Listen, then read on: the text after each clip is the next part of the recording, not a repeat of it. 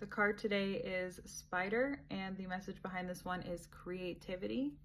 Whenever we think of spiders weaving their webs and how they do it in different ways, depending on the type of spider they are, depending on where they are and how big it is in the space, they're really weaving like this really artistic representation of what it is that they need, right?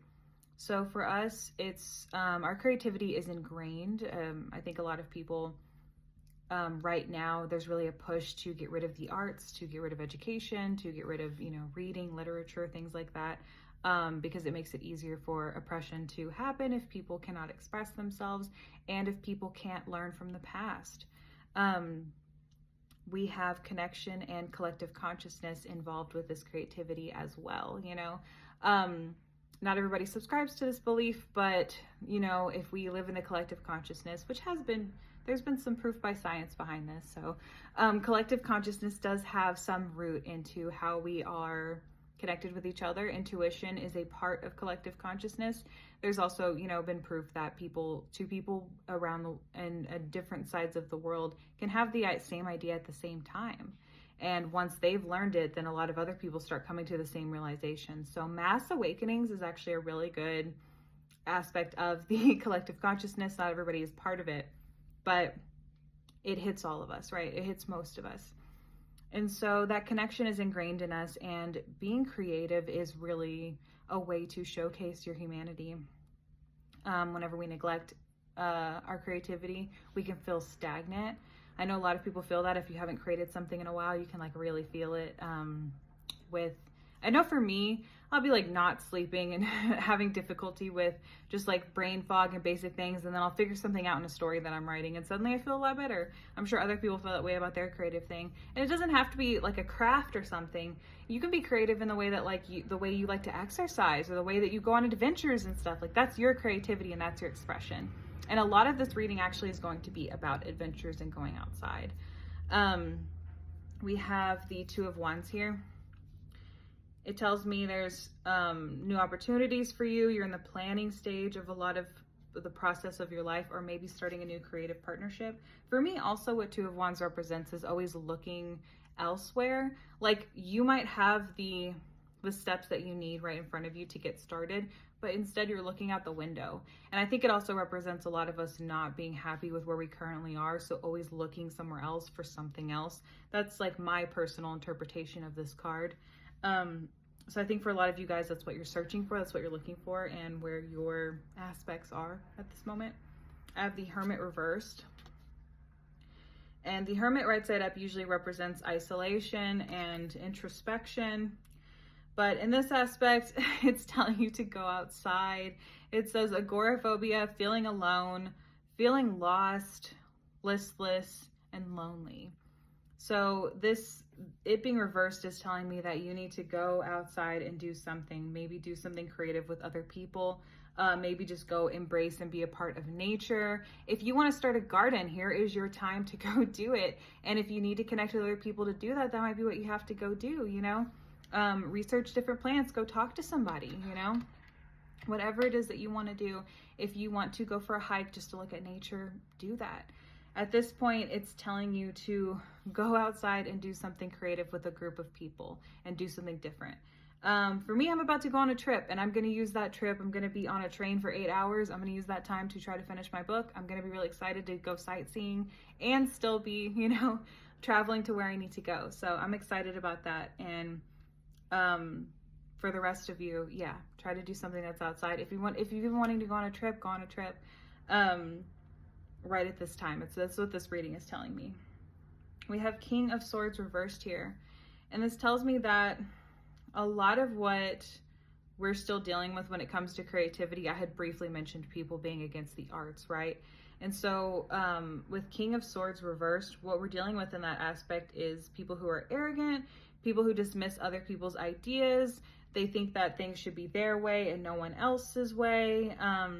They can be insensitive, unfeeling, and lacking emotions. So a lot of you might have trauma with that associated with art. I think all of us do, actually. All of us people who embrace our creativity and embrace our artistic expression do usually deal with some sort of pushback from society and even our own families a lot of the time. people who are kind of like, art, what's that? But then they're like super into like carpentry or something. And it's like, that's still an expression of art. That's still doing something artistic, you know? Or like people that are into hunting or into this or into that. Those are all different ways that you are like creatively figuring something out. Starting projects, working on them, and completing them involves being creative, because you're going to come into situations where you're going to have to think on your feet and have to do something different. So a lot of people don't think of those things as creativity. And a lot of people are disconnected from others, right? That arrogance comes from like being disconnected from other people. Dismissing what people think is totally a disconnection, because they don't see other people as people. They think that they're the only one. You know, if you try to talk to somebody who thinks that people shouldn't get certain degrees or something, and then as you're talking to them further, they are just saying that people should just do exactly what they did. And it's like, well, if everyone did what you did, there wouldn't be other people in society. You know what I mean? Even something at a base level, like going in, you know, like someone who serves coffee for a living. They'll talk down on that person all day, but still go and buy their coffee. So it's like, do you think that people shouldn't do that? And it's like, no, I still want my coffee place to exist. I just want to dehumanize the people who are pouring my coffee. Like, come on. You know what I mean? So whenever we're dealing with this, we really need to just take those opinions from those people and throw them out the window, because those people are completely disconnected from life and reality and people and humanity. And that is their problem. That's not our problem. So we have to focus ourselves on fulfilling that internal desire and that internal need to be creative. And if they seem interested, invite them to join. But, you know, if they're not, they're not. They're going to be the ones that are restless and hurting and all the things that are currently going on that they're saying is not existing. I have Queen of Swords here. This is direct and to the point. What is it? What did I write? Oh, a keen sense of justice. Excellent communicator and independent. I'm trying to get better with my notes because my handwriting is horrible. But yeah, so Queen of Swords, direct and to the point. So I think that's going to be the way to also like deal with people who are criticizing our art, is to just be direct about like, hey, this is a expression of what I need to do. You know what I mean? The people express themselves.